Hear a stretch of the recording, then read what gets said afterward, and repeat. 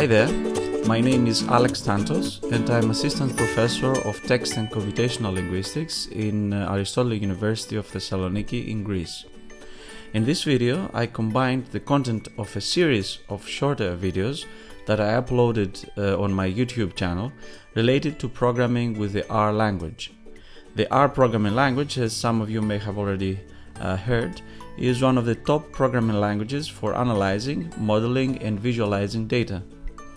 So these 15 short videos focus on explaining basic concepts of R programming related to vectors and their subsetting, to opening and reading text files in R, and they are primarily made for people who would like to learn R from scratch and they have no prior programming background in R, and they would like to be able to learn and use R effectively for their data analysis.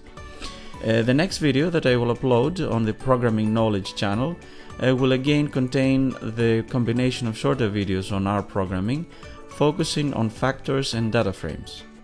Until then, if you'd like to watch these shorter videos as they come out, pass by and subscribe to my YouTube channel, whose link you can find in the description below. That's it for now. Enjoy the videos.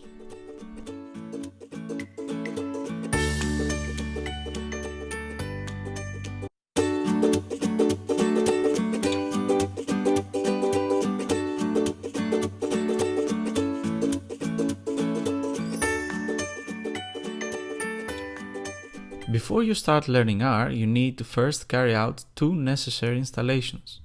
For starters, to program in R, sure enough, you need to have R installed. Then you will need RStudio, one of the most well-known IDEs that will be hosting our R programs.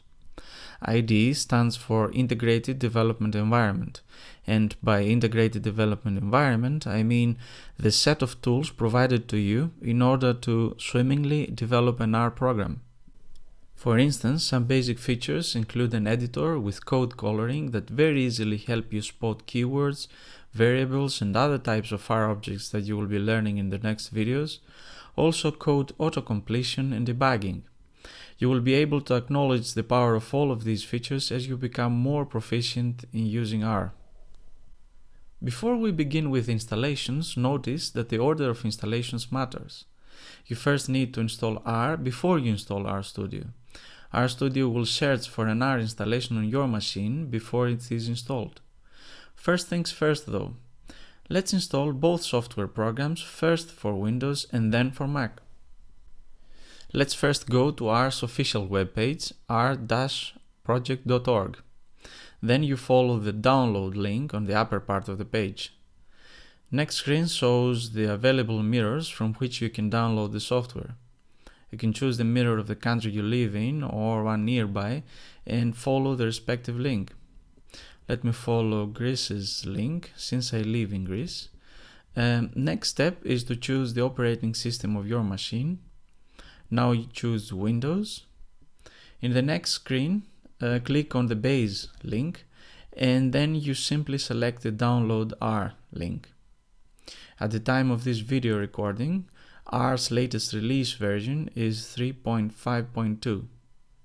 Now you save the file and then double click on it to execute the downloaded .exe file. Now a new pop-up window appears that gives us the chance to set the installation language. Here I choose English. Next pop-up window is about the terms and conditions of using R under its GNU public license. You simply move on by pressing next, as you will do for the next few windows regarding the selection of components, the setting of startup options, the start menu folder and the additional tasks.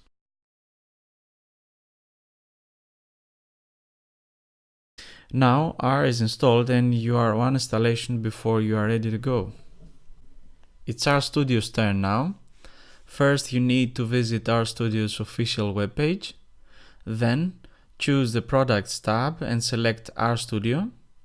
You find the Download the RStudio Desktop link for your laptop or desktop PC.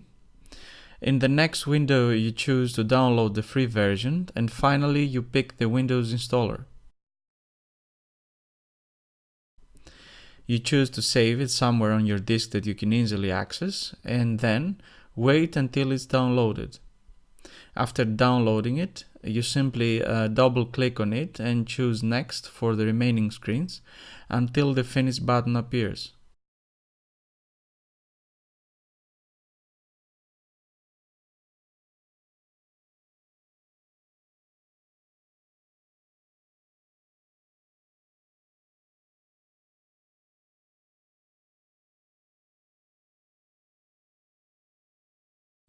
The only thing that remains is to actually find and open RStudio.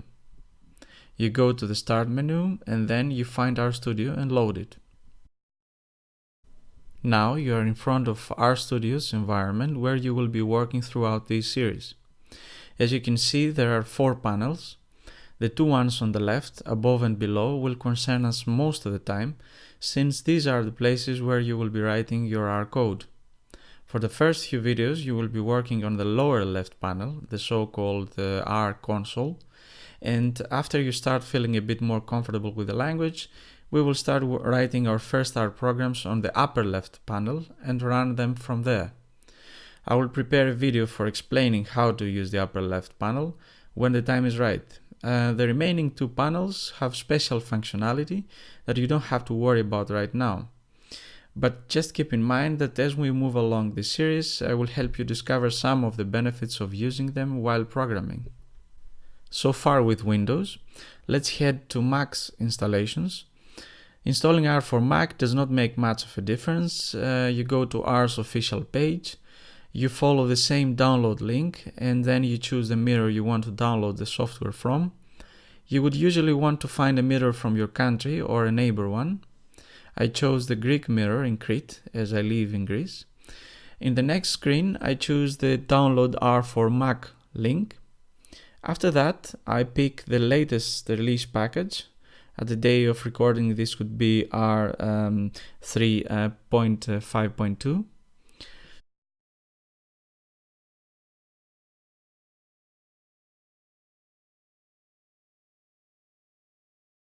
Now R is downloaded and next step is to install it. Press continue, then agree to the terms of the license agreement, choose your disk if you are the only user of your Mac, and install. Insert your password to allow the installation by entering your password, and then the installation begins. You wait a couple of minutes until the window with a successful installation pops up. Lastly, let's install RStudio for Mac. You first need to go to RStudio's webpage, choose RStudio from the Products tab, then RStudio Desktop and download. Finally, you click on the free version link and then on the corresponding installer for Mac. After having downloaded the DMG file, you simply click on it and let it do the installation. Finally, you drag the RStudio icon on the Applications folder and you're ready to go. Now, to open RStudio, you click on its icon and you are in front of RStudio environment that is identical for both Windows and Mac. As you can see, there are 4 panels. The 2 panels on the left, above and below, will be the ones that you will be working on, since these are the places where you will be writing your R code.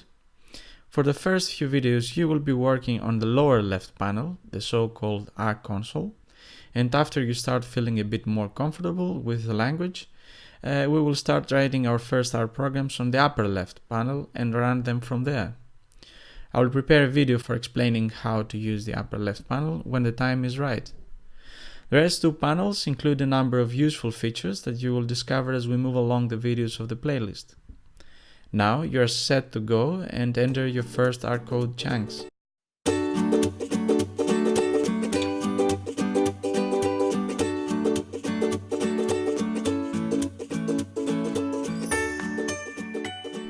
Hi there!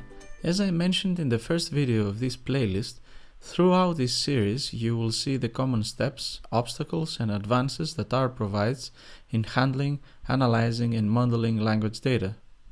To that end, the GLC.sample data package, a package that I created and now distribute through my GitHub account, will often serve as the basis for explicating the new concepts as we move along. But what is an R package?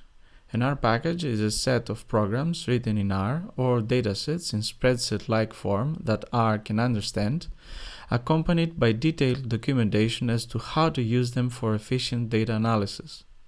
In our case, the GLC.sample is a plain data package, and that means that it includes only data and is accompanied by documentation as to what these data represent.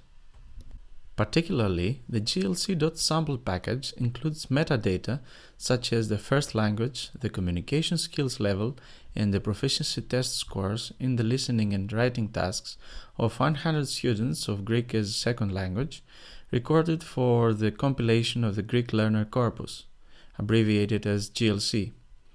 GLC is an error annotated learner corpus that you can download from the link I will include in the video description below.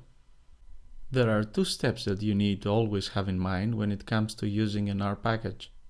First, you need to have the package installed in your machine in case it's not included in base R, namely when you installed R and RStudio. If it is not installed, you need to install it with a couple of specific commands that you will learn here. The installation is done only once, so you don't have to do that again next time you open RStudio. You then only need to load the package in order to use it. So, after installing an external package, the second step is just that, namely to load it before you are able to use its commands.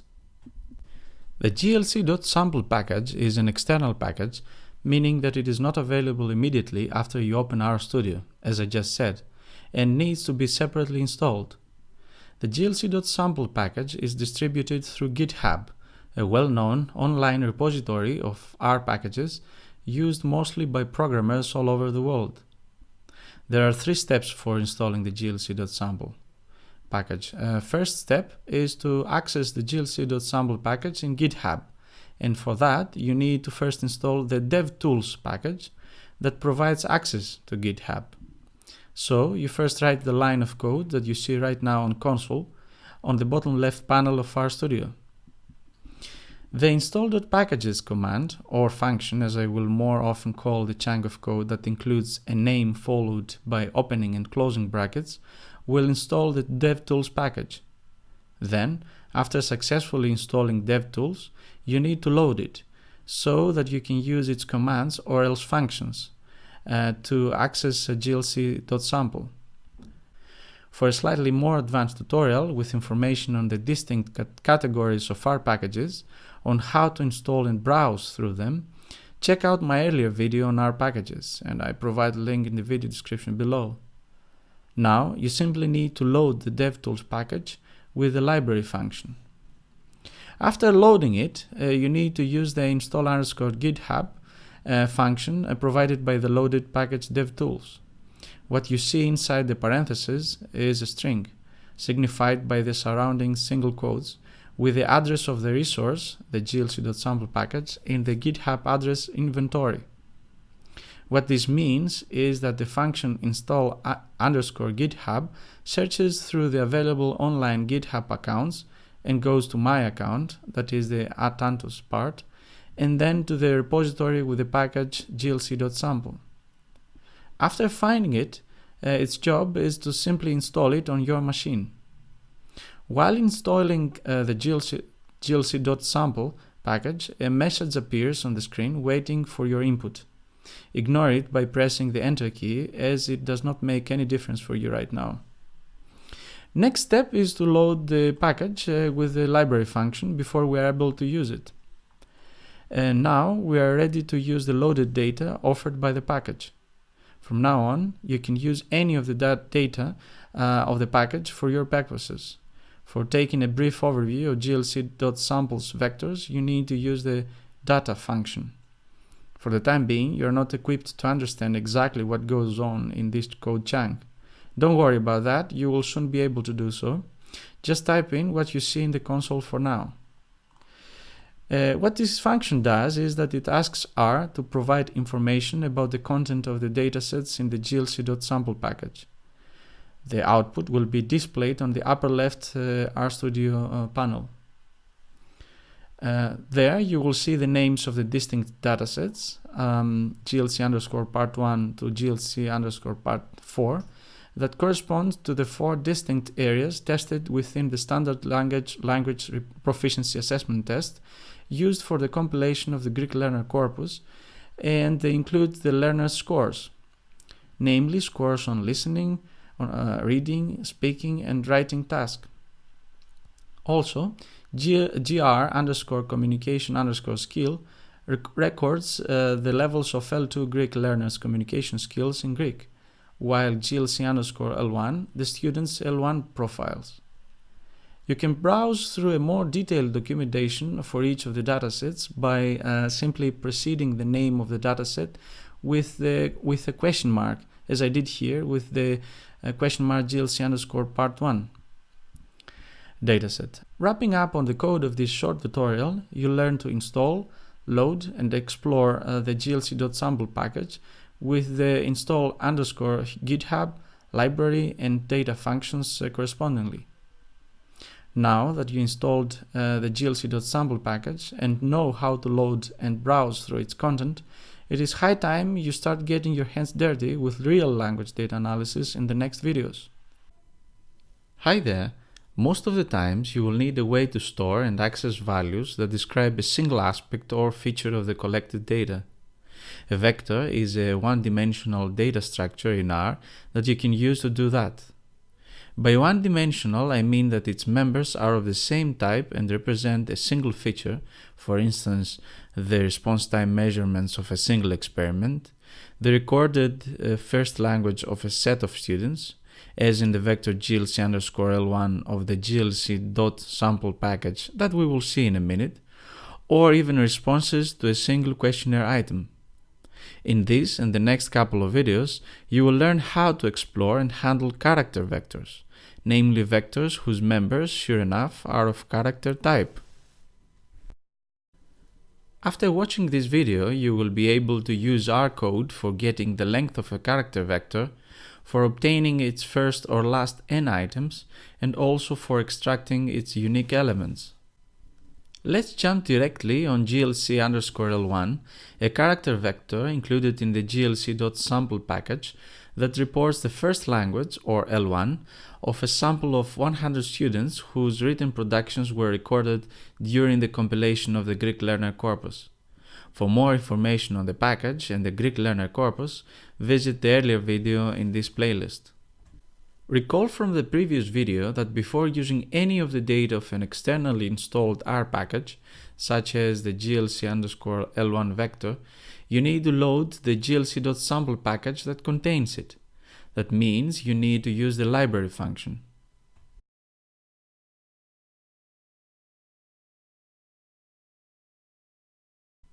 Now you can choose to either display the content of the GLC_L1 vector on the console by calling its name, as I just did here, or to display it separately on the upper left RStudio panel with the view function. As you can see, most of the L1 entries of the vector are Albanian. This is interesting to observe as the collected data come from Greece, its neighbor country. Moreover, soon you will see that you will be able to quantify this intuitive first observation. The first you're going to want to know when you have a character vector is to check its length, namely the number of elements it contains. This will reveal whether all the recorded values have also been included in the vector. You can achieve this with the length function. Here, as expected, the length of the vector is 100 since the number of students is 100. Getting an overview of a vector can be done with the head function. This function takes a vector as its argument and outputs its first 6 entries by default. For those who wonder what an argument is, just look at what inside the parentheses that follow the name of a function is. If a function has more than one argument, these must be separated by a comma. The function head requires at least one argument, the vector or the variable that represents it, GLC_L1 in our case, but can also take optional arguments that enhance its functionality. Here I use an extra numeric argument, it is 25, that will overcome the number 6 that by default is defined when no second additional argument is added. In other words, as you can see, R returns the first 25 entries of GLC_L1. The function tail returns the last 6 entries, and as with head, if you enter the number 25 as an additional argument, the last 25 entries will be returned. In a vector with various language profiles, such as GLC_L1, you might also simply want to get a first feeling of the variability of the data. In our case, the variability translates to the number of distinct recorded L1s. In a vector with 100 pretty recurrent L1s, it is not so hard to monitor the different languages, although not very easy either. However, imagine if you had a vector with entries of greater variability and much bigger in size. For simply getting the different languages of a vector, you can use the unique function. What unique does is that it eliminates duplicate elements from a vector that is given as its argument and returns a new vector that keeps only one of each type, let's say. So, the resulting vector includes the 9 languages that appear in GLC_L1 one time or more. Notice that there is also an NA entry, which means that there are some missing data for at least one of the 100 students. In other words, for some of the students, the L1 has not been recorded, and there can be many external reasons for this to have happened. You will see how to handle this type of data in a later video.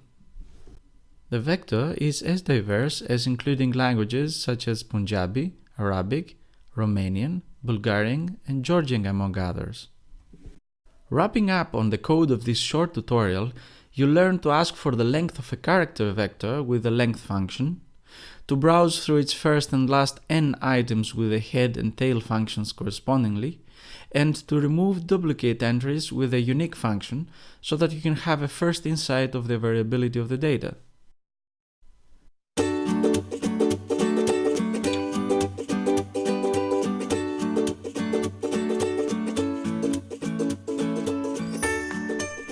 One of the fundamental concepts in R and in programming in general is that of a variable.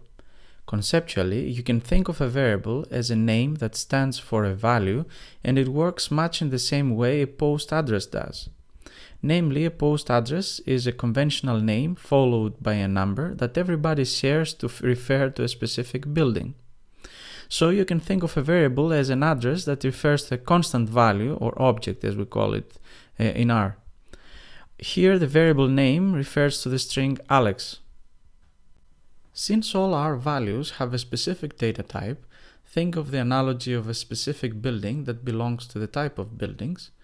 A variable does not belong to a specific data type, but it refers to a value that has its own data type. In our case, the value Alex assigned to the variable name is of type string, but the variable name does not belong to any type. Only its value does. In other words, variables can also be thought of as typeless names that refer to objects. Both of these definitions I just mentioned are identical. Okay, now, how do we create a variable? Or else, how do we assign a value to a variable? The answer is by using the left direction arrow, which is a combination of the less than symbol with a hyphen. On its left side, you use the variable's name, with no quotes around it, and on the right side of the arrow, you place the assigned value. The arrow is also called the assignment operator. Here, I assigned the value first string to the variable called first_variable. Lastly, the assignment is completed as any other command that you edit on the console by pressing the Enter key. Then, the R's interpreter is called to evaluate the assignment statement.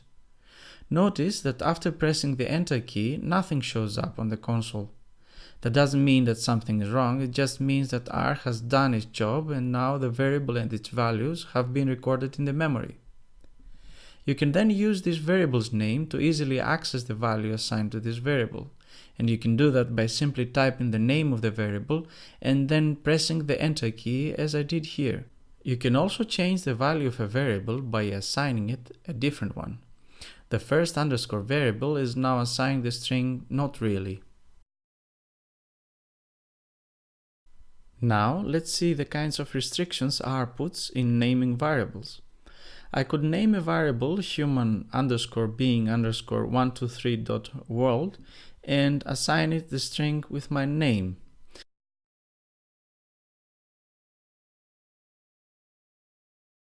But I could not name a variable starting with a number, as you can see here with the 123 underscore human underscore being dot world. Also, you cannot have variables starting with an underscore. Let's try a dot in the beginning of the name, followed by the sequence of digits 1, 2, 3. As you can see, it does not work either. However, if a name started with dot was followed by a character, the variable is created successfully. Lastly, I cannot use reserved words in R to name a variable. Reserved words are keywords in R that have a special meaning. For instance, I could not use the word for as a variable name. For is a keyword especially reserved for starting a for loop, as you will see in later tutorials. Summing up on the naming conventions, variable names can be a combination of letters, digits, period, and underscore. It must begin with a letter or a period. If it starts with a period, it cannot be followed by a digit. And reserved words in R cannot be used as variable names. R variables resemble the variables used for language data research. This means that they both stand for a value and express a single feature.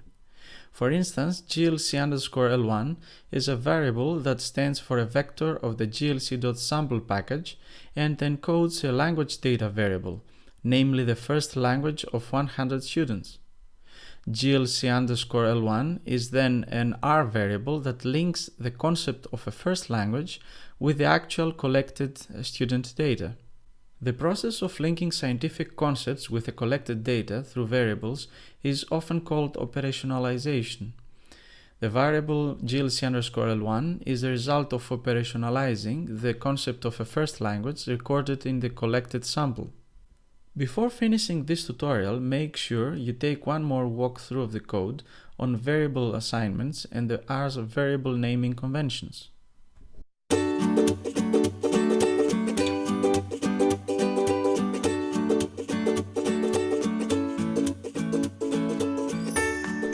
Let's practice the functions that you learned in the previous video on a different vector of the glc.sample package on gr_communication_skill. Before that, you need to load the package glc.sample that contains it with the library function as usual. Now you can browse through the gr_communication_skill vector with the RStudio's view function. The members of this vector represent the 100 students' communication skills level in Greek. Passing an eye over the vector's elements, you can observe that the students' communication performance in Greek is very good. Now, let's ask for the length of the vector. No surprise, it is 100. Next step is to get the first n items of the vector. I chose its first 30 members, and for the last 30 members you need the tail function.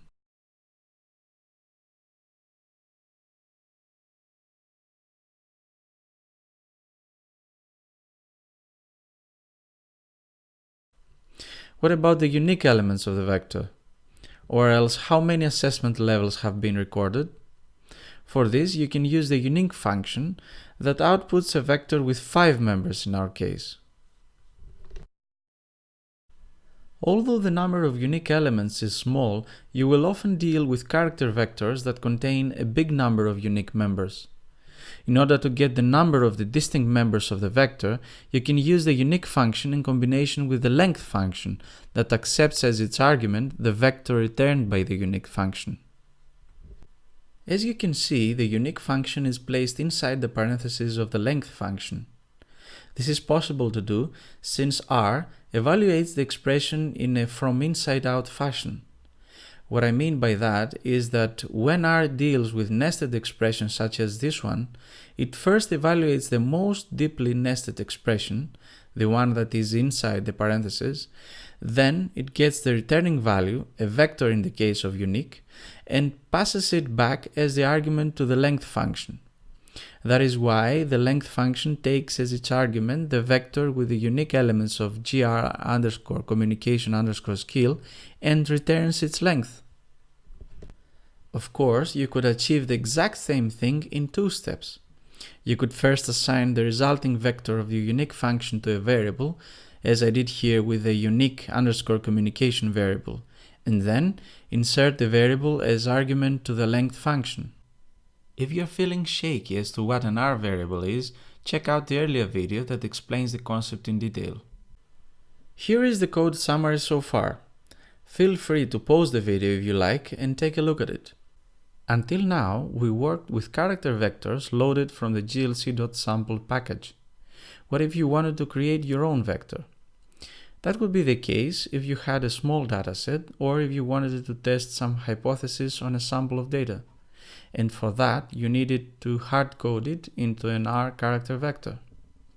So, combining some character values into a vector can be achieved with a C function.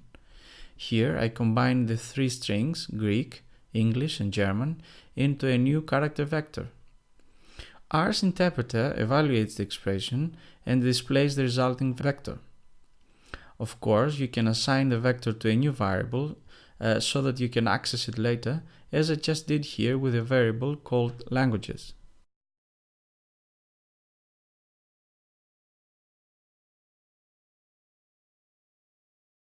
So, let's bring it all together and see how we could do something more creative with our data and with the freshly acquired knowledge. Let's assume that we would like to create a new vector with two elements, the numbers of unique elements in the two character vectors GLC_L1 and GR_communication_skill. The first step is to think of how to get the unique elements of the two vectors. That is something you already know how to do, and you saw it in this and the last video. Next step is to think of how you could get the length of the vectors returned by the unique function. That you also know and just saw a minute ago. Each of the values returned by the last two statements will be an entry in the new vector. So what remains to be done is to put these two code chunks together in the same vector. And you can do that by using the C function that constructs a vector. Its arguments will be the members of the new vector. That means we put the two earlier code chunks inside the parentheses of the C function and separate them with comma, as we do to a function that accepts more than one argument. Finally, we store the resulting vector to the variable lengths so that we can access it later. By calling it, you can see that it has two numbers as its elements, 5 and 10, for the number of distinct languages and the number of distinct assessment levels of the GLC_L1 and the GR_communication_skill vectors correspondingly. There is nothing special about this seemingly complex code chunk. Rewind what I said a minute ago about the way R deals with nested expressions, namely by evaluating from inside out any complex code expression, and you will see how the complexity vanishes. Now it's your turn to do something with the data. So, here are two code chunks I prepared for you. I would like you to tell me which of them, number 1 or number 2, returns the length of unique elements of the first 50 members of GLC_L1. Feel free to pause the video, run both code chunks, and think about the output you get. I'm looking forward to receiving your answers or any question that may have come up in the comments section below. I'll come back to the solution of this short exercise in the next video. Decoding mentally the way that R evaluates nested expressions is definitely the first and decisive step to understanding R code and creating your own R programs.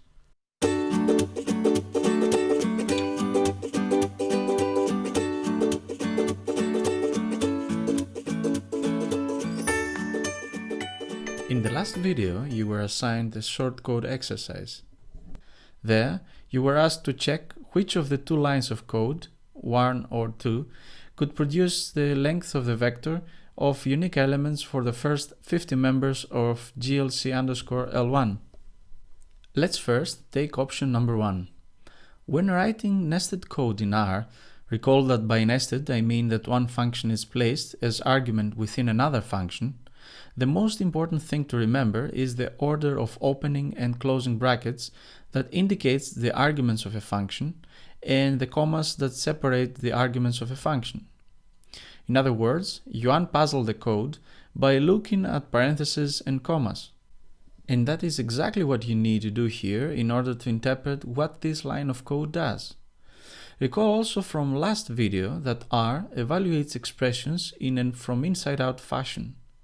So, starting with the innermost expression, we know that R will evaluate it and return the first 50 members of the vector GLC_L1, or else the first 50 languages of students of Greek as a second language. The next level up is unique, that takes the output of head and gives back the number of unique members it contains, which is 5. Let's head to the second option.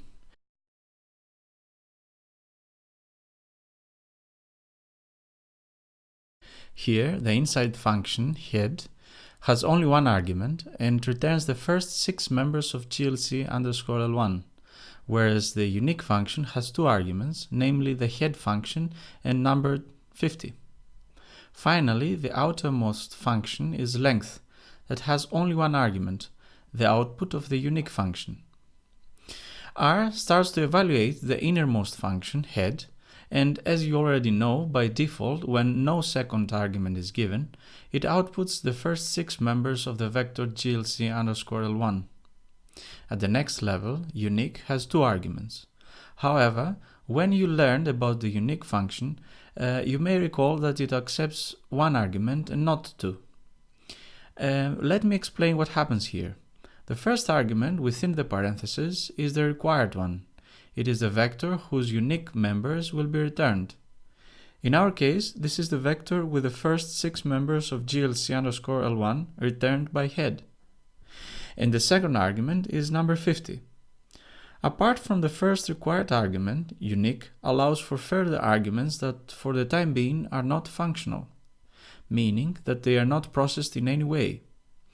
In a later video, when you will be learning about functions, I will explain you a type of argument called the 3 dots argument.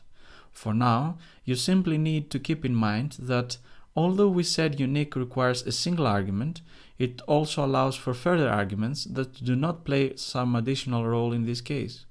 In other words, what the code of the second option does is that it returns the unique elements of the first 6 members of GLC_L1. That is why option number 1 is the correct choice for responding to the code exercise.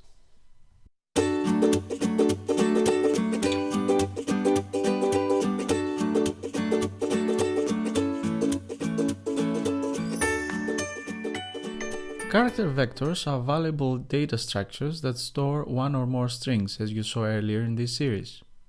In this tutorial, you will dig a bit deeper in the building blocks of a character vector, namely its members, strings. You will learn what an R string is, how it is defined, and lastly, you will see some of the basic tools R provides you to handle and explore textual data stored in character vectors. So, let's zoom in on strings. A string is a piece of text represented as a sequence of characters, be that letters, numbers, and symbols. Let's have a look at some strings in RStudio. I have written a string here. R gives people the heebie-jeebies. And by pressing enter, R console returns back the same string with its quotes, showing you that it evaluates the string that you gave it correctly, namely as a string. A string, as you can see, is not identified with an actual word. A single string may contain a whole natural language text or even more than one text. What matters for a string to be evaluated as such is that a sequence of one or more letters, numbers, or symbols is enclosed within either double or single quotes that delimit its boundaries. Moreover, the quotation must be done consistently. What does consistently mean in this context, though? It means that when you are creating a string, you need to pay attention to end the string in a consistent manner, with the same type of code you started with. In the string I created a second ago, I chose double quotes to put around the string. So I use this type of code in both its beginning and end. The same applies to single quotes. If the string started with a single quote as this one, it should end with a single quote. If the string contains quotes in it, as in the case of having quoted words, then the pairs of quotes inside should differ from the ones outside, as here. Let's try to replace the single quotes in the string with double ones and see what happens.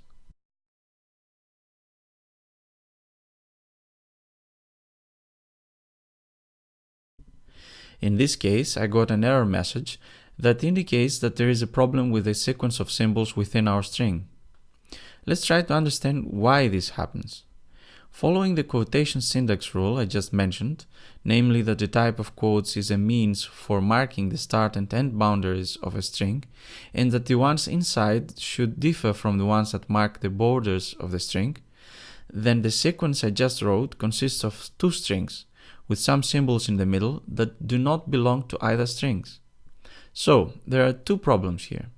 First, I declare two strings on a single line, and there are also some symbols, the people part, that do not belong to the string and that also do not represent any variable or function and hence cannot be evaluated by R. The same applies if you chose to mark the boundaries of a string with single quotes.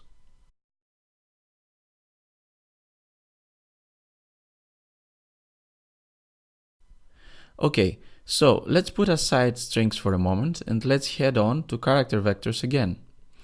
Recall that character vectors are sequences of strings, and you're going to learn some very basic functions, or commands if you like, but I suggest that you get used to the term function instead of command, since that is the right term to use. And these functions you will see will allow you to handle character vectors and take some basic information about them. Let's assume that you would like to get the number of characters of each of the strings within a character vector. Let's further assume that each member of the character vector is a word string, namely a string that corresponds to an English word, followed by punctuation, for example the exclamation mark, as in the following vector that contains as its members the words of the previous string.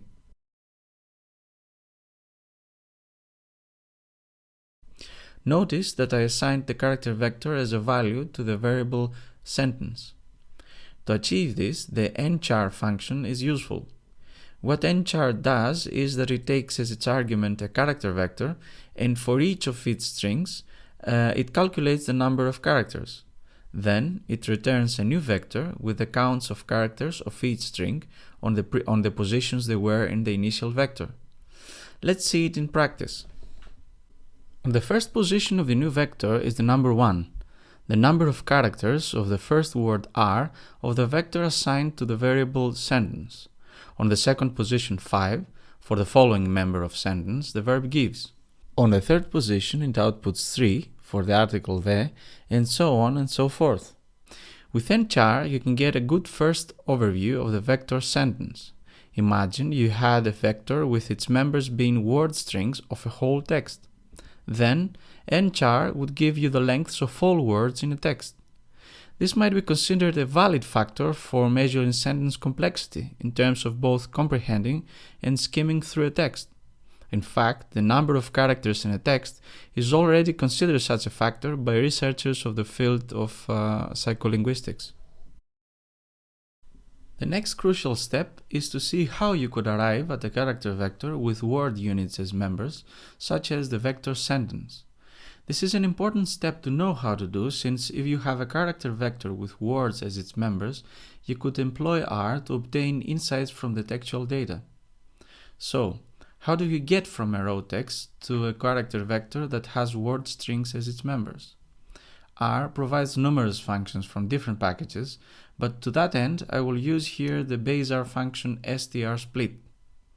As I mentioned in an earlier video on R packages, functions that belong to base R are considered inbuilt functions, which means that they can be used from the very beginning of any R session and do not belong to an externally installed package. So, the library function does not need to be used. You already learned some other base R functions, and these are the C or the length functions that you saw. Examples of other base R functions that you already learned in previous tutorials are the C function for creating vectors and the length function for getting the size of a vector. Okay, starting with a row string R gives people the heebie-jeebies. I will first have to assign it to a variable, and here I choose to call it row.text. The strSplit function takes two arguments. The first argument is the string to be segmented, represented here by the variable row.text, and the second argument is the segmentation criterion, namely the criterion for splitting a string. I use the empty whitespace character for that. Notice that the whitespace character is surrounded by quotes to signify that it is a string. Keep in mind that even though it signifies the emptiness, it still has length 1. And by using the whitespace character as a segmentation criterion, I mean that the whitespace character is used to mark the boundaries of the members of the new resulting object, or in other words, the places in the string that the new members will be cut. This will become clear to you when you see it in a minute. In order to get the character vector, there is one last step though. strSplit segments strings into sequences of word strings, but does not return a character vector. Instead, it returns a list, signified by the double square brackets. You haven't seen lists yet, and there will be separate videos on lists dealing with how to define and manipulate them, but they won't bother us now. For now, you simply need to know how to convert the list returned from the strSplit function into a character vector that you know. For this, you need to use the unlist function. The unlist function takes a list as its argument, and as its name suggests, it returns a vector. In this case, it takes the returned list of the strSplit function. Recall that in the case of applying a function on the output of another function, you could either do it in a single step by putting the strSplit function within the parentheses of the unlist function, or in two steps, where you first assign the returned list of strSplit to a variable and then put the variable into the parentheses of unlist. I suggest you go the indirect way so that you get used to defining and using variables.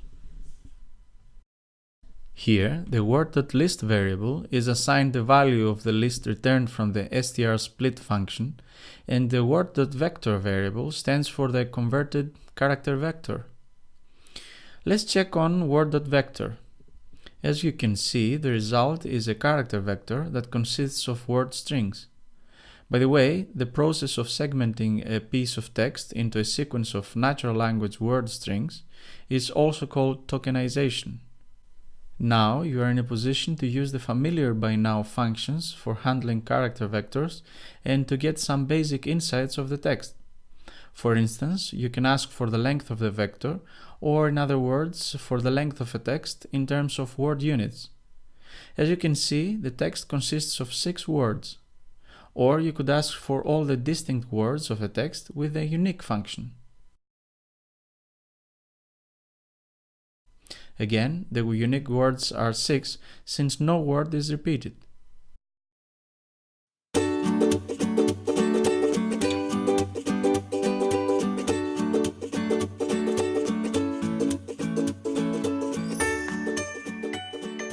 Most of the times, your raw textual data will be stored in files in your computer, and you will need to import them in R. This means that in order for you to be able to further process your text files in RStudio, you should first convert them into R objects, namely character vectors and strings, that R can understand and allow you to use functions for handling strings and character vectors, such as the ones you learned in the last couple of tutorials. In this short tutorial, you will learn to do that, namely to open and read text files into R objects. And to that end, I will use the 3 different options that R provides us, the readchar, the readlines, and the read_file functions. So, first things first, let's take the text file lorem_ipsum.txt that you will be importing in R that contains a big part of the lorem ipsum text. Here it is. I opened the text file with an editor called Sublime Text, but you could have opened it with any plain editor such as Notepad.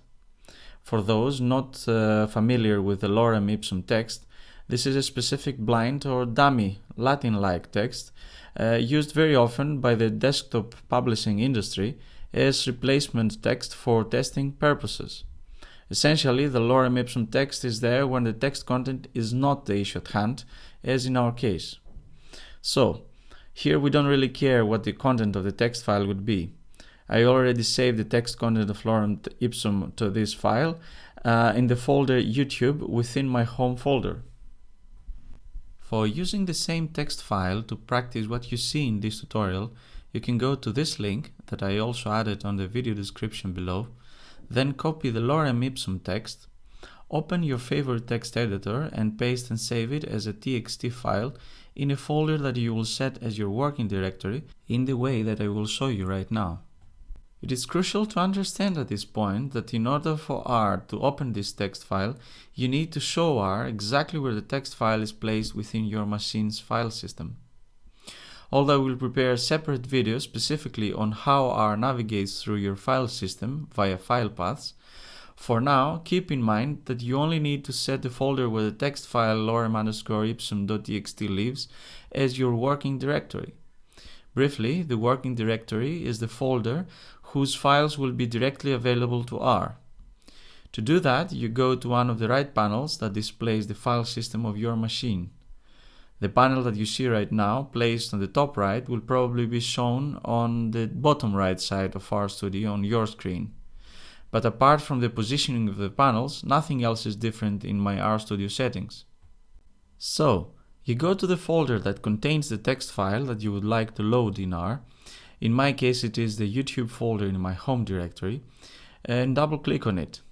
Now, you simply go to the tab More, open it, and select the Set as Working Directory, and from that moment on, every file that you will put in this folder will be available to R for reading it. There are three options for opening and reading raw texts in R. The first option is to use the readlines function that opens a text file and reads or converts its content into a character vector whose members are the distinct lines of the text. I saved the output to the variable called lorem.ipsum. The argument of readlines is the string with the name of the text file. That is why it is surrounded by quotes. As you can see, each member of the vector lorem.ipsum maps to a separate line of the original text. The end of a line in the original text file is marked with the new line character, as you will see in a minute. The new line is the criterion for segmenting the original text and creating each member of the new character vector lorem.ipsum. Also, note that some members consist of the empty character. That means that there were some blank lines in the original text file. Until now in this series, you met some methods for handling character vectors, but you did not learn how to retrieve a specific member or a range of members of any character vector. You will learn how to do that in the next follow-up tutorial. For now, let's use the length function that you already saw to find the number of lines in the text. As you can see, there are 10 lines. Recall that in the last tutorial you saw how to use the strsplit function on a single string and then the length function to find the number of words in that string. The output of readlines, though, is a character vector and not a single string, for which you could use strsplit to segment it into words. For reading a text file directly into a single string, you could use the second option of using the readchar function. The readchar function takes two arguments, the first of which is the string with the name of the text file, and the second argument declares the number of bytes that should be read by R. For declaring the number of bytes, you can use the file.info function. You're not equipped yet to understand what goes on in this chunk of code, but you will soon be able to do that. Let's have a look at the variable lorem.ipsum.string that stands for the content of the original text file. As you can see, the line borders of the original text file are marked with a new line character, signified with a backslash followed by n. The text between the new line characters were separate lines in the original text. Now you could use the code demonstrated in the last video tutorial to segment the string into a character vector with words of the lorem ipsum text as its members, using the strsplit function and the unlist function.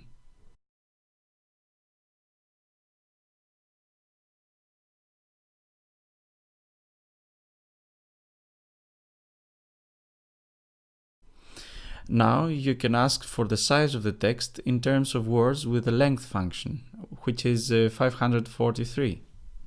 The last option is to use the read_file function of the external package readr, which is available in cran. Recall that to install any external cran package, you use the install.packages function. If you need to brush up on R packages and on how to install one, go ahead and visit my earlier video on the subject. Apart from the card that you see right now on the top right side of this video, I will also add the YouTube link on the description below. After loading the package readr, you can use the read_file function that does exactly the same thing with the readchar function. Namely, it reads and converts the text content of the file into a single R string. The difference with readchar is that it only needs a single argument with the name of the text file, and you don't have to add a second argument that specifies the suitable memory size to allocate. Of course, since you now have the whole text as a single string, again you can do exactly the same thing that I just did with lorem.ipsum.string, namely to segment the string stored in lorem.ipsum.string.readr into a character vector with words of the lorem ipsum text as its members, using the combination of strsplit and unlist. Lastly, as previously, you can get the text size in terms of words with the length function, which again is 543. Wrapping up this tutorial, make sure you check out the code summary.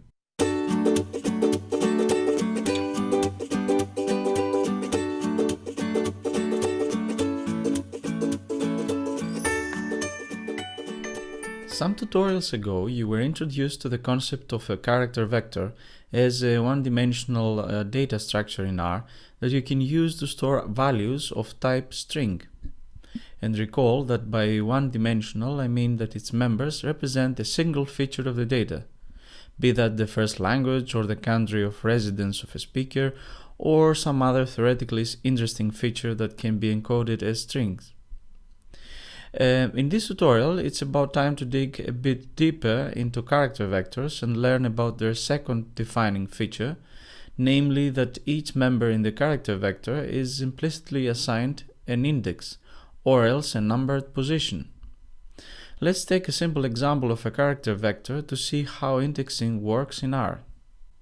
This character vector has 4 members or indices, the two terms can be used interchangeably here, that stand for the position of each member in increasing order if we start counting the characters from left to right.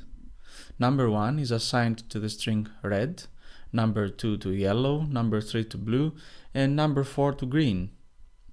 As you notice, the indexing starts with the number 1 as opposed to other languages such as Python that start counting from 0.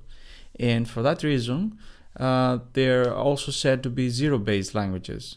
So when you hear that R is a one-based indexing language, they mean exactly that, namely that its indexing system starts with the number 1.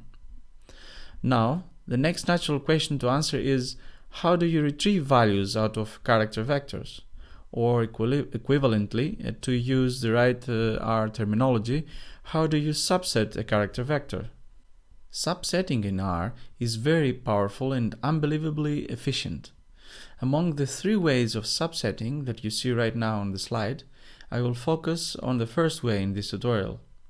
The others will be presented in the next tutorials. Using the indexing of a character vector is the basic tool for subsetting a character vector. And secondly, you need the subsetting operator of square brackets. So, let's jump directly into our first example of subsetting a vector. For that, I've taken the character vector of the earlier example with the strings of colors as its members and assigned it to the variable colors. For subsetting the vector colors, you need to use the subsetting operators besides the name of the variable that stands for the character vector, and between the opening and closing square brackets, you insert the index that corresponds to the value you would like to retrieve. So, if you would like to retrieve the second value of the vector, you simply insert the number 2 within the brackets. For the fourth member of the vector, then you would simply use number 4. Apart from subsetting a single value with using a single index, you can also subset a range of values. For that, you need to use the range operator represented with the colon punctuation mark that needs 2 numbers on both of its sides, left and right.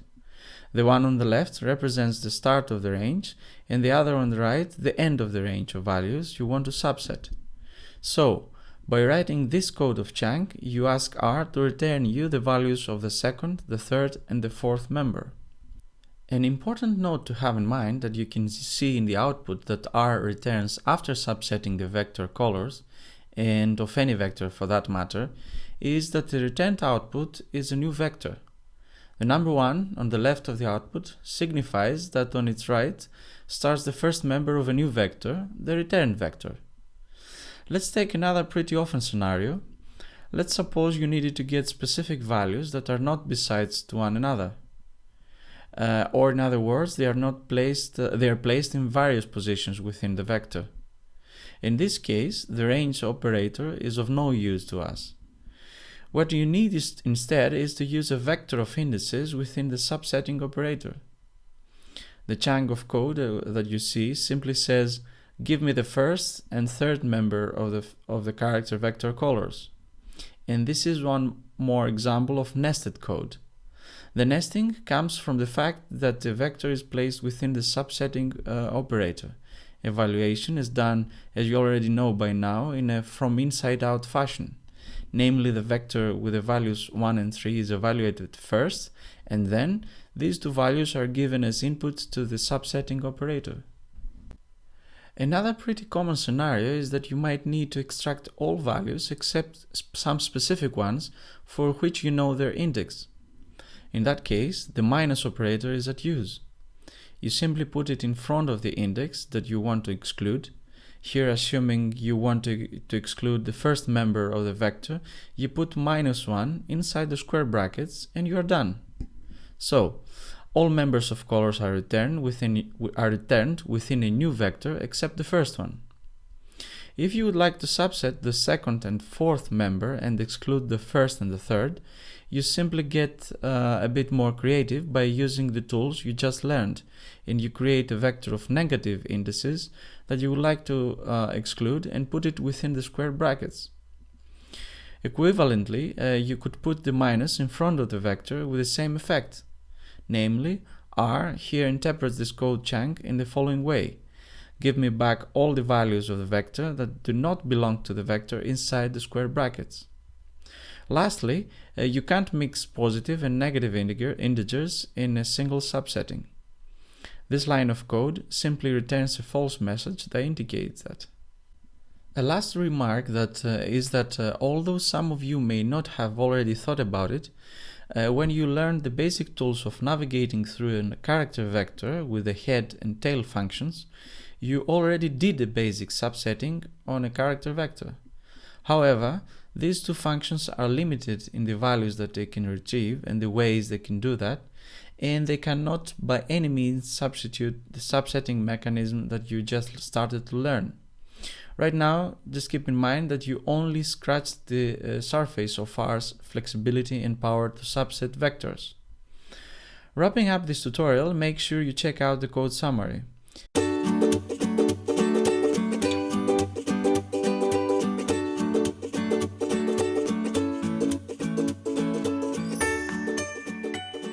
Last time you were introduced to the concept of subsetting a character vector. More specifically, you learned to use the first of the 3 different ways of subsetting character vectors, namely using indexing. And for that, I used numbers within the square brackets operator. Let's turn our attention now to another way of subsetting a vector by using relational or logical operators. This method allows to retrieve data that fulfill one or more conditions, and therefore it is a very useful tool for powerful explorations in the data that reveal underlying characteristics of the dataset. However, this powerful technique for exploring vectors and other more complicated R objects, as you'll see in the near future, comes with a cost. Namely, you need to understand how the underlying logic of using it works. And to that end, I will spend some time in the following videos to help you grasp the gist of it. So, in this video you will see how relational operators in R function, and as a necessary intermediate step on your path of understanding and using them, you get to know the Boolean values, a new type of data that is returned when you use these operators. No worries, I will take one concept at a time.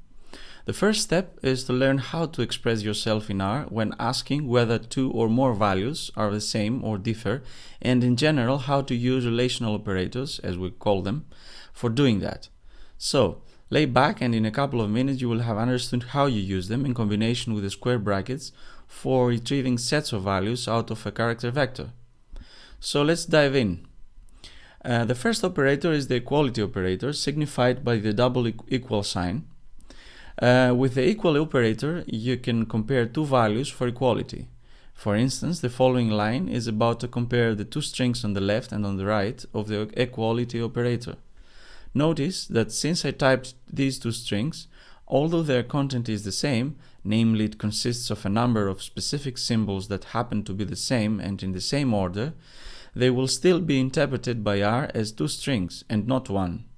What we ask it to check is whether these two strings indeed consist of the same symbols and in that exact same order. Now, as it usually happens, when you ask something from R, it will return you a value. In our case, when you will be asking it to check for equality between these two strings, it will always be returning you one of the two values, true or false. True if indeed the two values under comparison are the same in the way I just mentioned, and false otherwise. Let's go directly to the example. The two strings here are the same and therefore, as expected, the return value is true. In this second line, I get false, because apparently the two strings do not consist of the same characters. Of course, you can use the equality operator if you want to check whether two numeric values are the same, as here. Appreciate that the values true and false are not strings of 4 and 5 separate characters. They have their own status as values, and together these specific two values comprise their own data class or type. You can think of these two values as being the only two animals of one species. Being a type of data, as the character symbols in R are called strings, this type of data also has its own name and is called the Boolean type of value. So, the values true and false are the two Boolean values. Let's move on to the second operator, the opposite relational operator, namely that of inequality. This one checks whether the two objects are not the same. If they are not the same, then the true value is returned. If they are the same though, then false is returned. So, in the evaluation of the following two lines, we expect the exact opposite values, namely in the first one the value true, since the inequality of the two strings is indeed true, and the other way around for the second line of code. Now, these operators can be used for comparing more than two values. For instance, you can use the equality and inequality operators for comparing two character vectors pairwise. Let's see an example of how this works. I created two different vectors here and assigned them to the variables name _1 and name _2. If I use the equality operator, the two vectors are compared using their indices, namely the positions of the strings within each vector. The first string in names _1 will be compared with the first string in names _2. The strings in the second position of both vectors will also be compared for equality, and so on and so forth. The result is now a vector of Boolean values, where the index of the vector, of this return vector, maps to the Boolean values of each comparison. namely the first member of the vector, false, is the result of comparing for equality the string Alexandros from names_1 and Nick for names_2. The second value, true, is for comparing the strings in the second position of the two vectors as I just mentioned, namely the two identical ones, Georgia, in terms of their content. Moreover, you can compare a character string with a whole vector of strings. The comparisons are done pairwise again, but this time the one side of the comparison always includes the string. In this line of code, what's compared is the string Alexandros with each member of names_2. The third member of names_2, as you see, is equal to Alexandros, and that is why the third member of the returned vector is true. The last case we're going to see is when the two sides of comparison are vectors with different sizes and the pairwise comparisons are not done in a one-to-one correspondence. Some members of the bigger vector are not compared with new members of the other side. However, the pairwise comparisons are done, but this time the comparison starts all over for the smaller vector. Let's see this example. I renamed the vectors name_1 and names_2 into names_3 and names_4 correspondingly, and made one more small change. Namely, I deleted the last two members of names_1, Zahir and Ibrahim. When the pairwise equality comparisons are done, the pre-last comparison for Zahir is done with the first member of names_3, namely with Alexandros, since there are no new members in names_3, and that is why it starts all over for names_3. For Jim of names_4, the comparison is done with the second member of names_3, Georgia. So, this might not be a desirable feature if you compare your language data, since you care whether the vectors you want to compare have the same size, and there are other ways for remedying this shortcoming of the relational operators, as you will learn later. Now, the last and crucial thing to note is that internally R stores Boolean values as two numbers, 0 and 1. 0 corresponds to the false Boolean value and 1 to true. What this means is that when you see the value true, you would rather think of it as the number 1 and the number 0 for the value false. Let's see why this would be useful for you. Since the vector of Boolean values returned from the comparisons of names_1 and names_2 are internally represented as a vector of 1s and 0s, you could sum all these 0s and 1s of that vector and you will find the number of pairwise comparisons done with the equality operator for names_1 and names_2 that have identical strings. Since false values are simply translated to 0s, when you would create the sum of all these internally represented numbers of the returned vector of Boolean values, they would not contribute anything to the sum of these internal numerical values. Let's go ahead and find the sum of the internal numbers that represent internally the Boolean values. You can use the sum function that takes all the numerical values of a vector and gives its sum. In our case, it recognizes that the Boolean values are translated as numbers, and so it proceeds and takes their sum. That is why it outputs a number 4, which means that the two vectors have identical strings and in 4 different positions. As you can see, I used nested code, whereby the relational statement is placed within the sum function, which means that the function sum will take as its input the vector of Boolean values. Let's try to check the number of times a specific string that we are interested in is identified with any of the strings of names_1. Recall that this is the case of comparing pairwise a single string with each member of a character vector. Here, the sum function outputs 1, and that means that there is only one successful pairwise comparison for equality. Let's try the same for the inequality operator.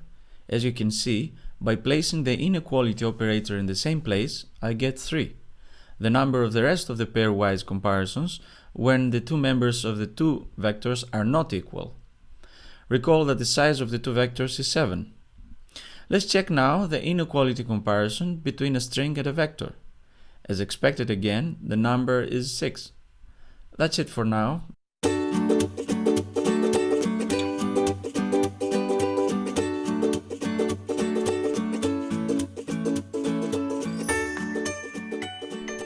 Last time you were introduced to the concept of a Boolean value and to how a Boolean value is interpreted in the context of comparing two numbers, two strings, and two vectors for equality or inequality.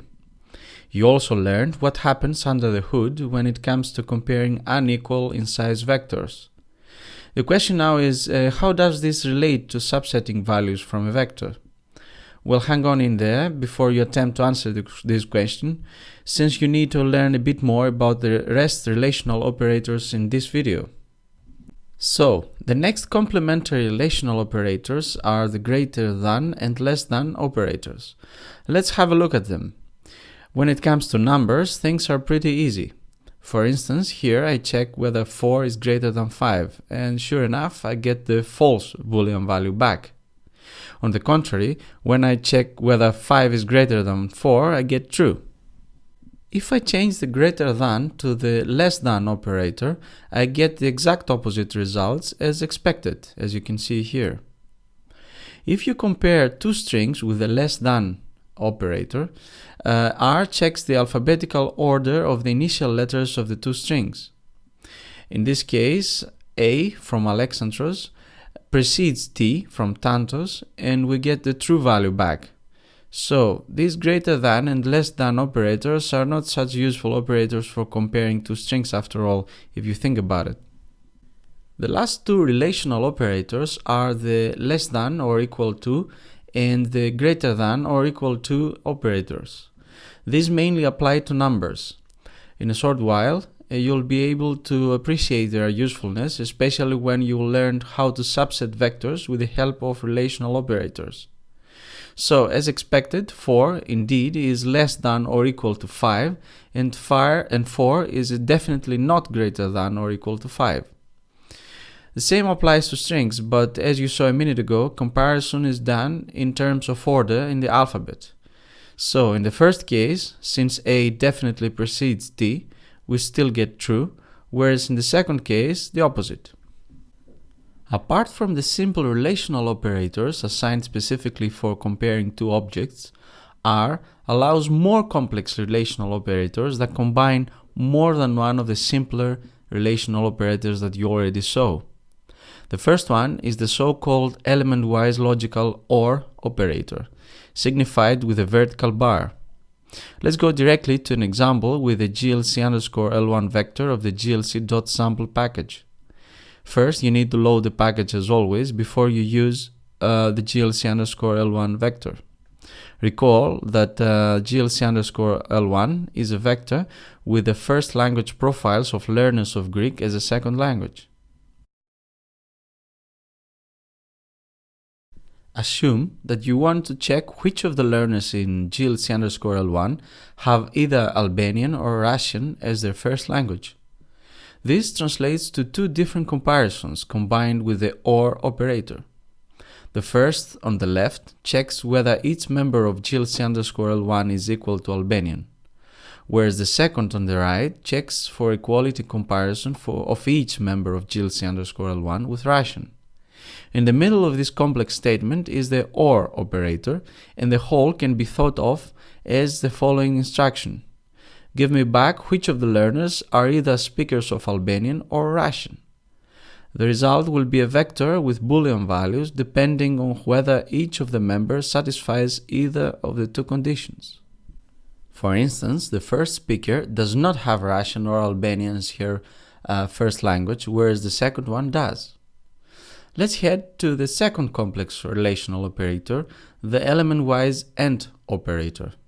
The AND operator returns a Boolean vector where the true values represent members that satisfy both conditions, on the right and the left side. In the context of the previous statement, if we replace the vertical bar that stands for OR with the ampersand that signifies the AND operator, it is impossible to take a single true value in the returning Boolean vector, since no member could be both Albanian and Russian. The AND operator makes much more sense for strings when it comes to using them for subsetting more complex R objects, such as data frames, as you'll see in the near future. For now, for using AND, it makes sense only for numeric vectors. Let's see what I mean by this with an example on GLC underscore part 1. I remind you that the vector GLC underscore part 1 stores listening task scores of the same 100 students of Greek as a second language. Let's see which of the students got a score less than 14 and more than 10. If you would like to see which of the students has less than 12 but not 10, you can use a combination of the existing operators for inequality and less than, as in the code here, along with the logical AND. Essentially, the conditions on both sides of the logical AND are checked, which means that when each member of GLC underscore part 1 is less than 12 and also is not equal to 10, then in the new vector a true value is recorded and a false value otherwise. Now, it's worth noting that you could add one more condition in the previous complex expression, as in this code chunk, where true values are returned in the resulting Boolean vector for members of GLC underscore part 1 that are less than 12, they are not equal to 10, and they are also greater than 5. Recall that by Boolean vector, I refer to a vector that solely consists of true and false values. So, the resulting Boolean vector reflects whether the members of a vector satisfy the conditions of a complex expression. Okay, now, how do we use this knowledge in subsetting vectors? Well, if we nest these complex expressions within the subsetting operators, namely the square brackets, then the returned or retrieved values will only be the members of the vector that map to the true values of the Boolean vector. Let's see in practice what I mean by that. Let's take the simple expression with the less than operator. If I put this expression within the square brackets, then the output will be a vector with those values of the GLC underscore part 1 vector that satisfy the condition, as you can see here from the retrieved vector. Similarly, if I put within the square brackets the more complex expression with the logical AND operator that we saw a minute ago, repeated here, then I get the values that satisfy both conditions. Let's try out the logical OR this time. In this case, those members of GLC underscore part 1 will be retrieved that are either less than 10 or more than 12. As you can see, R has a very powerful mechanism in retrieving vectors' values by allowing you to express for the values you want to retrieve as complex conditions as you like. As we move to more complex data structures, R's subsetting mechanism becomes even more important in preparing your data before you build your first statistical models.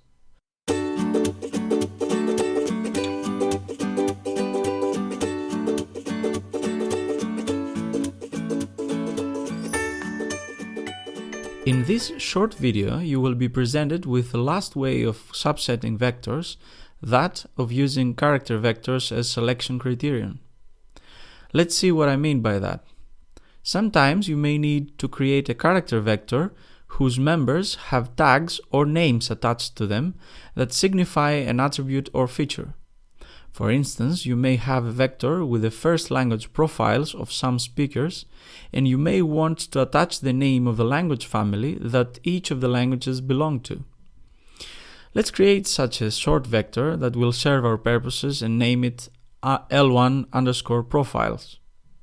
L1 underscore profiles has the names of 8 languages, some of them pretty common in Europe, such as Greek and German, and some others as exotic as the Nigerian Congo languages, Venda and Zulu. For assigning a name to each member of L1 underscore profiles that represents a feature of interest, you may use one of the following 2 ways, depending on what you want to do next. The first way is to use the names function. What this says is that the vector with the language families of each language of L1 underscore profiles on the right of the arrow assignment operator is taking its place as a named vector attached to each member of the L1 underscore profiles vector separately. Let's check now how the resulting vector looks like. As you can see, the vector L1 underscore profiles has the language family name on top of each language. What this means is that the vector is the same as earlier, but now additionally it contains some more information about its members. In other words, the language families of the languages in L1_profiles are considered metadata. Let's move on to the second way of creating a named vector. For that, I will be using the same vector but now stored under the variable name L1_profiles_2 to leave L1_profiles unchanged and work later with that. Now, the second way is to use the setNames function. This function takes the L1_profiles_2 as its first argument and a vector with the names as its second argument, the names being the language family names. setNames outputs a named character vector while it keeps the original vector L1_profiles_2 intact. This means that unlike the names function that attaches the names directly to L1_profiles, with setNames you need to assign the output separately to a new variable. I chose the variable name L1_profiles_named here. As a result, you now have two vectors, the initial unnamed vector L1_profiles_2 and the named vector L1_profiles_named. So, if you want to keep both vectors, the unnamed and the named one, you can use the setNames function. Otherwise, if you simply need to create a named character vector out of an unnamed one, use the first way with the names function. So far with creating named character vectors, let's head on to learn how to subset a named character vector. For doing this, I will choose to work with the L1_profiles vector I created earlier, although I could do the exact same things with L1_profiles_named vector. The reason why named character vectors can be useful is that you may subset members of a character vector based on their attached named attribute. In the case of L1_profiles, you may want to subset languages that belong to a specific language family. For doing this, you can use a character vector with language family names within the square brackets operator. For instance, for picking the first Indo-European language, you insert a character vector with the string Indo-European as its member within the square brackets. Notice that such a vector does not return all languages of L1_profiles that belong to the Indo-European language family, but only the first one. The position of the languages in L1_profiles does not play a role. You can subset L1_profiles for other language families without caring about the position the respective languages are placed in L1_profiles. Moreover, you don't have to care about the positions of the members within the subsetting vector. As you can see, in L1_profiles, the Turkic language Turkish is placed after the Japonic language of Okinawan. Okay, as just mentioned, so far the subsetting does not result to all languages of a language family. In other words, the character vector does not function as a selection criterion in the same way a conditional statement does.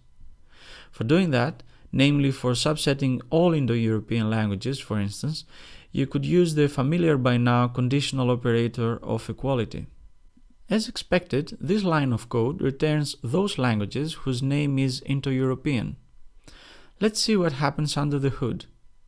The equality operator checks whether each of the names of L1_profiles is equal to the string Indo-European. For each comparison, it outputs a true or false value. The result of all comparisons is a logical vector that contains true and false values. The job of the subsetting square bracket operator is to give back those members of L1_profiles that are in the same position with the true values of the logical operators returned by the evaluated relational statement of equality. In other words, it outputs those members whose assigned name is Indo-European. For subsetting both Indo-European and Japonic languages, you can use the logical OR signified by the vertical bar as demonstrated in the previous tutorial. Lastly, you can obtain the same result with the IN operator that you haven't seen until now. The in operator checks whether each of the members of the vector on its left side belongs to the vector on its right, and returns a logical value for each pair of membership checking. Let's have a look at the returned logical vector. The first false value results from checking whether Niger-Congo belongs to the vector that contains the language families that we would like to select, namely Indo-European and Japonic. The next is true, since the second member of L1_profiles is assigned the name Indo-European that belongs to the vector on the right of the in operator. Moving one step forward, if you embed the statement within the square brackets, the true values of the returned logical vector become now the selection criteria for the members of L1_profiles. So that's it for now. Don't forget to freeze the video on this slide.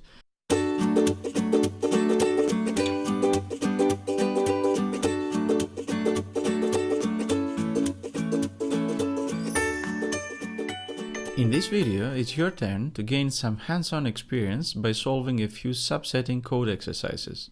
I admit that the 3 code exercises I prepared for you may be a bit challenging, but I can assure you that if you follow the previous tutorials, you have nothing to fear. So, the initial setting of the data to work on in the exercises is the following. Suppose you have 3 vectors whose members describe 3 features of a group of 50 speakers. The first vector has recorded response times from an online comprehension experiment that these 50 speakers participated in. The second vector has their scores on a language proficiency test. And the third vector has their first languages. For constructing the specific scenario, I'm going to take advantage of the vectors in the GLC.sample package. The first thing we need to do is to load the package GLC.sample with the library function as usual. For preparing the first vector, I choose the rnorm function to create a simple random sample of 50 numbers that supposedly represent response times and follows a normal distribution with a mean of 5 and a standard deviation of 1.5. These numbers are supposed to represent response times in terms of seconds.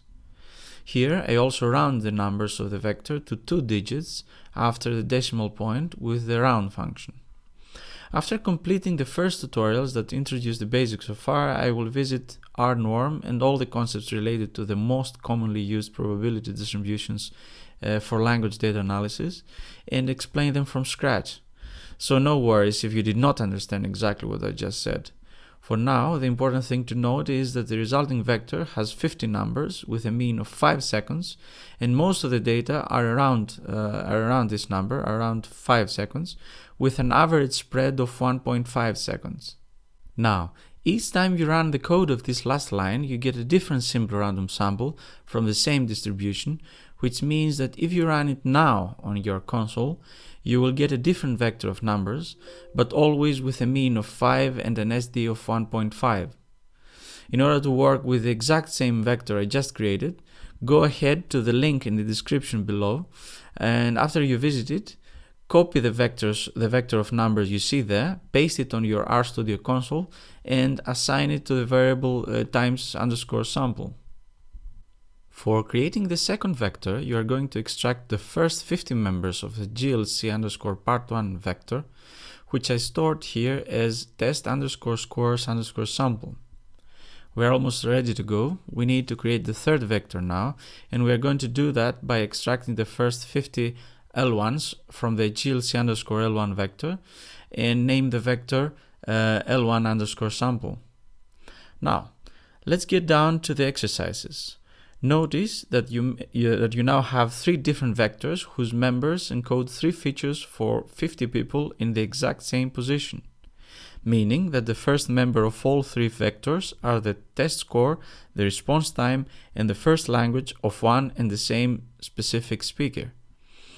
The same holds for the second members of all vectors, and so on. In some sense, these vectors could be part of a single 3-dimensional data unit, since they all describe 3 different aspects of these 50 people. That is why, as you will see in the near future, table-like or spreadsheet-like objects that comprise of rows and columns are really useful for encoding language data information, and you can do that with data frames in R. For the time being, I'm going to stay at the exercises of this video. Let's head on to the first one. Here, you are asked to subset the L1s for the people who have score more than 13 and response time less than 4 seconds. Lastly, you are asked to find how many these extracted speakers are.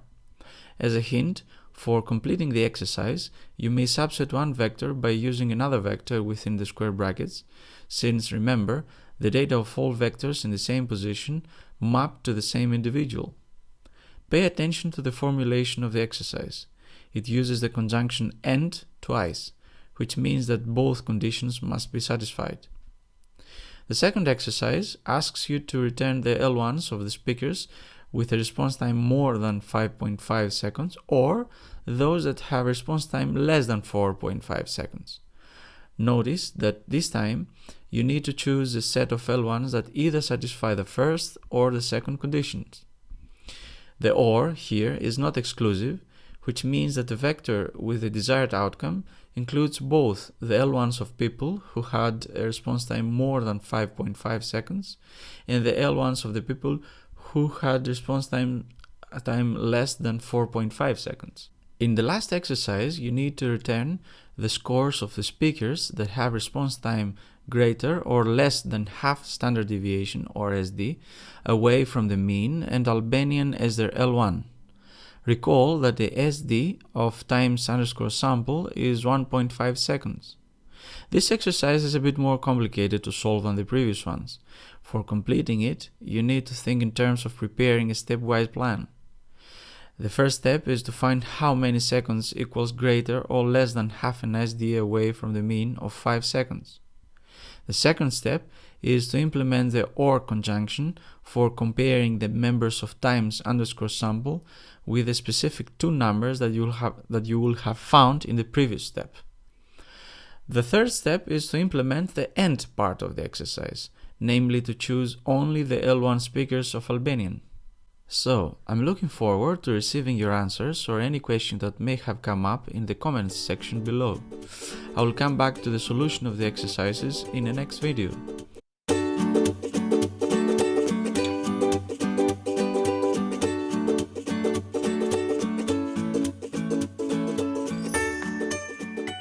Since by now you already familiarized yourselves with the basics of R, it's about time to start thinking of how you can have R find specific files in your machine's file system and manipulate them so that in a second step it will be able to import these files as appropriate R objects, meaning that it will take these files and then convert or transform them into objects that belong to one of R's data types, such as character vectors, or objects of a more complex data type, such as data frames that we will see in later videos. But before being able to import files into R, it's essential to understand the concepts of a file system and a file path, and also to navigate your file system with some basic R functions. And that is what you are going to learn in this video. Let's start off with some basics and break down the concept of a file system first. A file system is a set of files and folders of your machine that respects a certain hierarchical structure and that you come across every day when you open and work on your computer. All operating systems have graphical user interfaces that represent folders or directories as envelope icons that you can double-click on them and see their contents. By the way, I use the terms directory and folder interchangeably, since both folders and directories essentially mean the same thing. They are simply meant to contain one or more files or other folders. The folders and the files that live inside a specific folder can be thought of as nodes of a tree, as the one that you see here, where the folders are colored orange and the white colored nodes underneath them are the files that you are used to see when you double-click on a folder. Files are leaves of the tree, meaning that there is no way that you can place any file inside them, or else they lead to a dead end. The tree that you see right now is also called a file hierarchy and is a valid representation of a part of a hypothetical file system. Tree representations, like this one, reflect the hierarchical structure of the files and folders in your machine. Of course, the whole file system is much more complex, since it includes a big number of branches and has many more files and folders that make its tree representation much harder to display on a single slide. That is why I simply omitted them and replaced them with the 3 dots. So, this tree then is a partial representation of the file system. A special place on the tree is its top node, also called the root folder, and is always signified with a /. The second important concept that you need to understand is that of a file path. A file path is a description of a path that reaches a specific node or branch of the tree from any other place on the tree. Knowing how to traverse the file system in R is important, since it helps us signify the path from and to any specific location on the file system that R should follow in order to find a specific file and read it. So, in other words, through file paths you give R directions as to where to find a file in your file system. Let's have a look at 2 paths. The first path, starting off from the root folder, goes all the way down to sub_testing_dir2 through testing_dir and sub_testing_dir1, and then ends up at the sub_testing_dir2. Following the second path here, you start from the root directory again, and then through the folders testing_dir and sub_testing_dir1, you reach at the place of the file test_file5. Now, how do you indicate a path to a specific folder or file in R or in any other programming language for that matter? There are 2 ways of doing that. Through describing the path starting from the uppermost node of the tree, the root folder, or through describing it relative to a different location on the tree and not the root folder. The first way is implemented with an absolute path, and the second one with a relative path. So, for writing down the absolute path leading to sub_testing_dir2, you would first need to add the root folder that is always signified with the first /, then the folder that is within it, while the rest of the folders of the path that lead to sub_testing_dir2 are separated with more /. Notice the 2 different uses of the /. That is, the first use in the beginning of the absolute path that denotes the root folder, and the second use for denoting a separator between the folders. For understanding what a relative path is, it is better to first answer a very sensible question that a novice R user may have.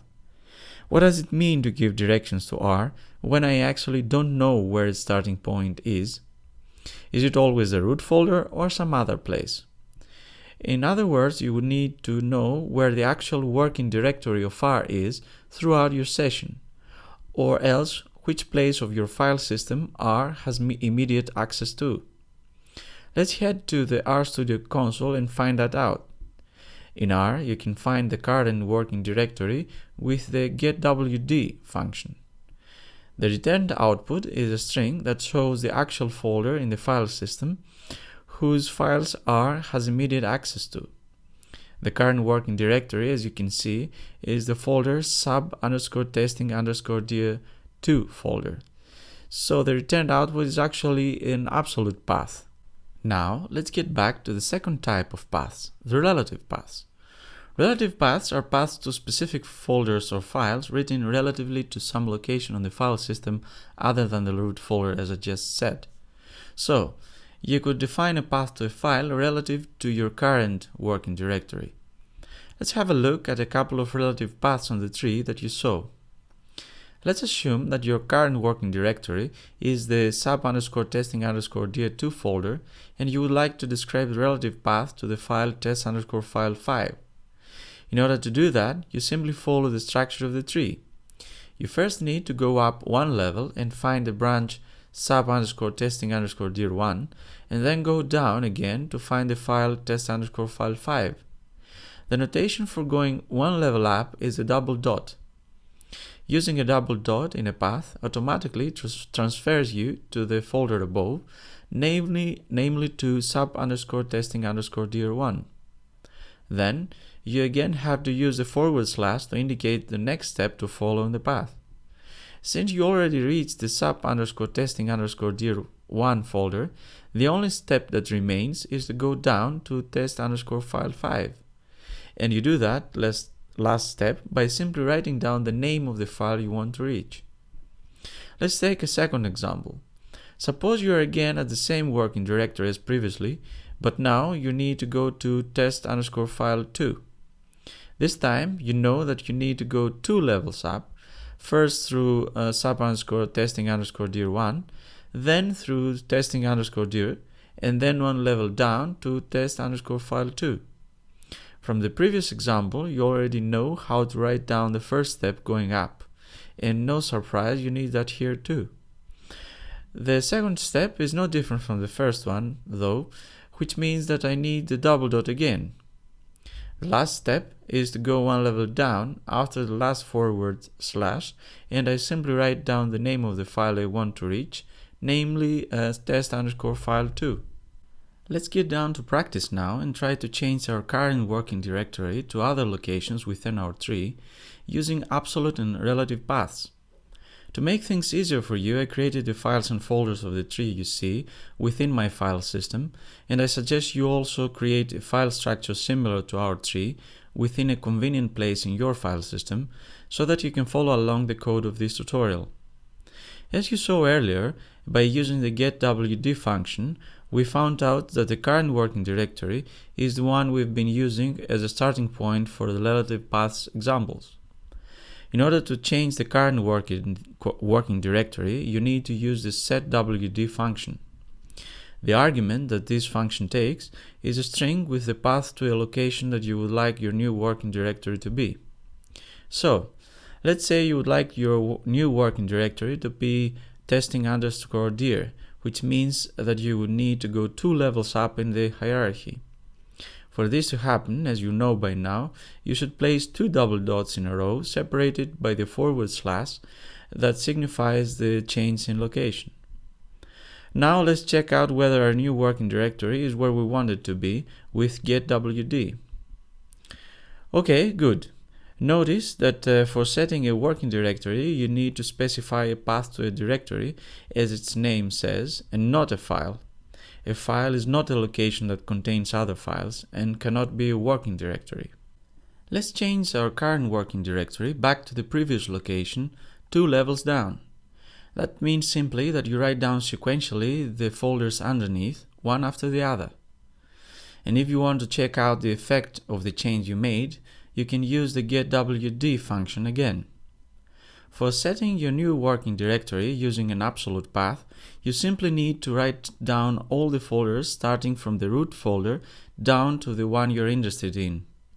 So, for setting the testing_dir folder as the working directory, I would have to write down the following path as the argument to the function setWD.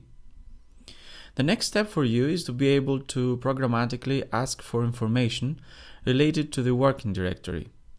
For instance, for listing the files and folders of your working directory, you can use the list.files function. You can also list the contents of a different folder on the tree without changing your working directory by simply using relative paths. For instance, let's say I would like to see what the contents of sub_testing_dir1 is. To do that, I write the string with the relative path of the folder I would like to check its contents. Going 1 step down means to simply include the name of the folder sub_testing_dir1 as the argument to list.files function, as I do here. If you only need to see which folders your working directory has, ignoring the files in it, you list them with the list.dirs function. Here, as expected, the only folder included in testing_dir is sub_testing_dir1. Check that out on the tree that we saw earlier. The output is a character vector whose members are the paths of the folders it contains. Notice that the first member of the return vector is a single dot.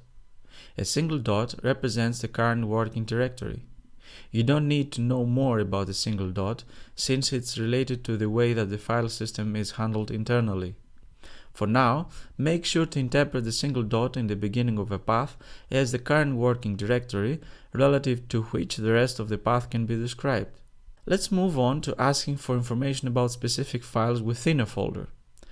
And let's remind ourselves once more the contents of the working directory with the list.files function. Now, with the file.info function, you can ask for information about specific files, as I do here, with the test_file6 file. The output includes lots of useful information. Let's go ahead and see them one by one. The size indicates the file size in bytes. Apparently, since I created empty files for the purpose of the video, test_file6 is empty and has size of 0. The isdir colon indicates whether it's a folder or a file. We got false since it's not a folder. The mode is an octal number that indicates the file permissions for all potential users. This number specification has its roots to the Unix operating system and the way that the files have been treated historically in Unix-based systems. I suggest you go ahead and look up for how to set file permissions if you are interested, especially if you are working on a team that share the same computer or network of computers. The mtime signifies the last modified timestamp, meaning the last point in time that the file was modified. The ctime indicates the timestamp that the file was created, while the atime signifies the last time it was opened. The last 4 columns describe information about the owner of the file, the group the file belongs to, and as said just a minute ago, it applies to shared accounts or computer networks.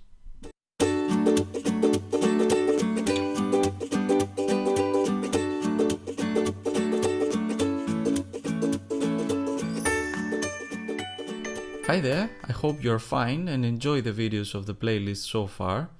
I haven't posted a new video for a while since I was preparing the animation of this video based on this new astonishing Python animation package called Manim.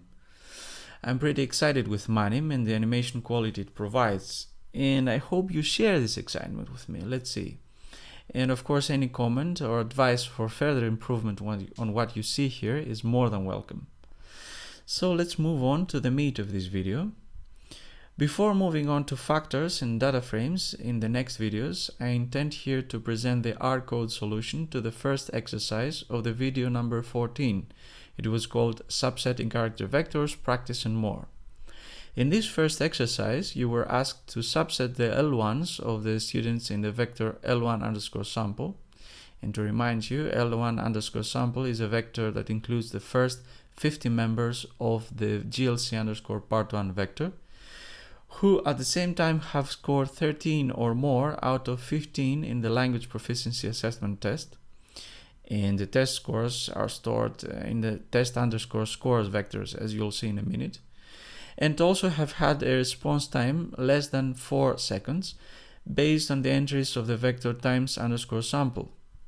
Recall that times_sample is a vector with synthetic data, meaning that the entries of times_sample do not come from real recorded data, but they were created for the purpose of these videos with the rnorm function. So, times_sample contains a simple random sample of 50 numbers that represent hypothetical response times of a time-measured experiment of the same people in the test_scores and the L1_sample vector. Now, since each time you create a simple random sample with the rnorm function, naturally you get a different vector with 50 different random numbers. If you would like to replicate the exact same response times with this and the earlier video, feel free to visit the link in the video description below, copy its content, paste it on your RStudio console, and store the result to times_sample vector, a variable name. Following the same link, you can also copy the 2 other relevant vectors L1 underscore sample and test underscore sample and test underscore scores, sorry, created in video number 14 and used here, and follow directly what I do in this video. Recall also that times underscore sample follows that the data stored in the times underscore sample vector follow a normal distribution with a mean of 5 and a standard deviation of 1.5 seconds. Now, I assume that the three vectors are aligned in terms of their members. Namely, the first member of test underscore scores records a score of a student who has had a response time that is the first member of times underscore sample. And the first language of that person is also stored in the first position of L underscore sample. And so on. Going back to the exercise, the last step for completing the exercise was to obtain the L1s of the speakers with that performance. Apparently, this last part rings a bell for using the subsetting operator on the L1 underscore sample vector, but I suggest we take things one step at a time. There are two things that need to simultaneously be satisfied: students with scores more than 12 and response times less than 4 seconds. Translating these two conditions in R code means you simply add the pieces in place, as here. What is important to understand here is how R proceeds in executing each of the two statements. For the left statement, R takes each member of the vector test underscore scores and compares it with the score 12. And this is what the left part does, and the result will be a vector of logical values, as you will see.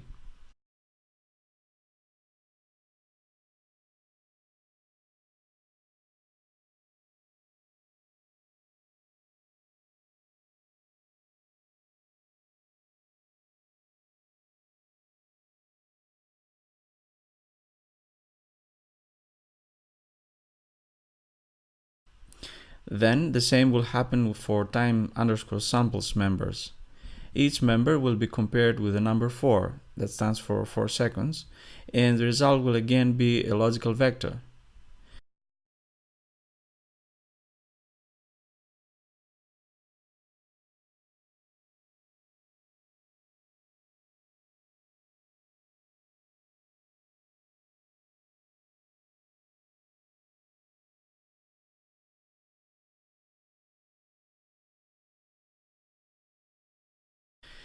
For finding those students with both scores more than 12 and response times less than 4 seconds, R proceeds in the same manner as earlier. Namely, it simply compares the resulting logical vectors of the two separate comparisons and outputs a new logical vector with true values in positions that both logical vectors have true values in them, and false otherwise. The ampersand or logical AND operator serves exactly that purpose. Namely, it compares the results of the first comparison with the results of the second comparison and assigns a true value only when the pairwise results are both true. Let's see the contents of the final logical vector directly in RStudio console. As expected, here you can see the resulting logical vector. But what was actually asked was to retrieve the first languages of the people with this performance. And that means you need to think in terms of what you have to do to subset the relevant first languages of the L1 underscore sample vector. Actually, you're almost there, since you already prepared the logical vector that will function as the picking mechanism within L underscore sample. Recall that the true values of the resulting logical vector will be translated internally as 1s by R and the false values as 0s. Then the subsetting operator, represented by the square brackets as we already know, will retrieve the languages on the exact same positions that the logical vector had 1s in it. So let's actually do this last step now. You enter the complex statement within the square brackets, and there you have it.